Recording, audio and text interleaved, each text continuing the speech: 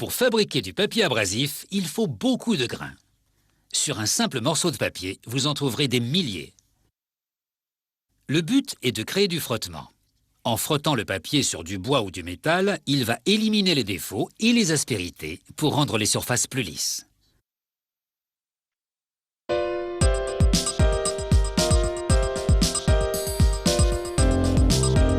Quand on y réfléchit, on peut se demander comment une surface aussi rugueuse peut rendre une autre surface si lisse. Le papier abrasif n'a de papier que le nom. C'est en fait un mélange de coton et de polyester. On déroule le tissu dans une machine équipée d'une presse d'imprimerie. Les rouleaux d'imprimerie sont équipés de tampons aimantés qui vont inscrire les informations du fabricant sur le tissu. À sa sortie de l'imprimeuse, la bande de tissu traverse une autre série de rouleaux qui vont l'enduire d'adhésif thermique sur sa face encore vierge.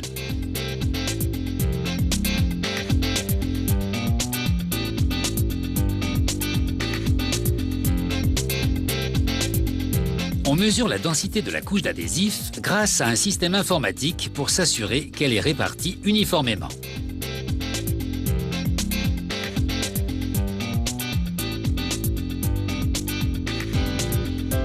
Ensuite, la bande de tissu descend au sous-sol dans un puits électrostatique. Ici, l'atmosphère est toujours chaude et moite. C'est idéal pour appliquer des grains abrasifs en utilisant l'électricité statique. On déverse les barils de grains au-dessus du papier qui défile plus bas. Ils se déposent sur le tissu en mouvement qui traverse un système d'électrodes et de plaques reliées à la terre. Le champ électrostatique ainsi créé provoque une tempête de sable miniature.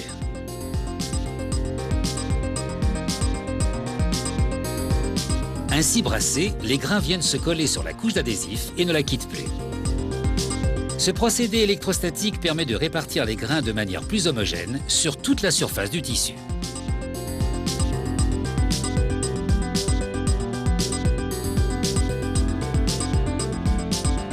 Une fois enrobé de grains, ce dernier ressort du puits et retourne au niveau supérieur.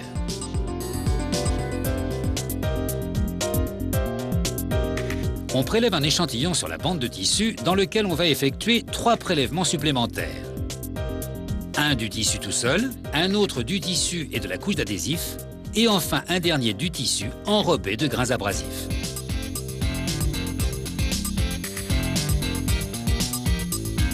On pèse chaque échantillon pour vérifier que le calibre et l'enrobage des grains répondent aux spécifications requises. On passe également la face rugueuse du papier abrasif au microscope pour vérifier le bon positionnement des grains. Cette série reçoit le feu vert. La bande de papier abrasif traverse alors un four de 91 mètres de long. Ce dernier possède 3 chambres de cuisson séparées de plus en plus chaudes. L'augmentation progressive de la température scelle définitivement les grains. Mais ce papier abrasif n'est pas encore tout à fait fini.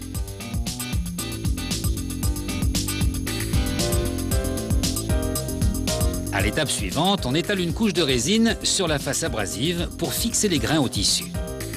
Puis la résine ayant séché, on entrepose ensuite les énormes rouleaux de papier abrasif dans un entrepôt en attendant de les découper.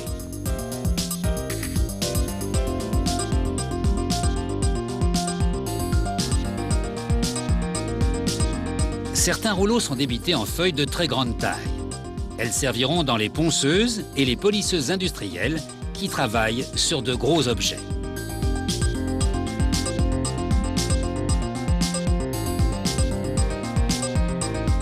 Une autre machine évite des disques de ponçage dans une feuille.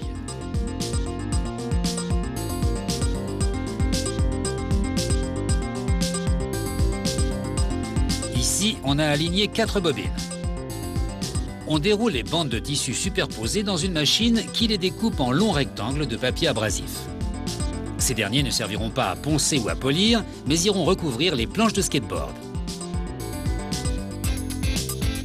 Alors si vous êtes fou de skateboard, de bricolage, ou même des deux, vous êtes sûrement adepte du papier abrasif. Ensuite, il ne reste plus qu'à choisir le bon grain ou la bonne série de grains selon ses besoins.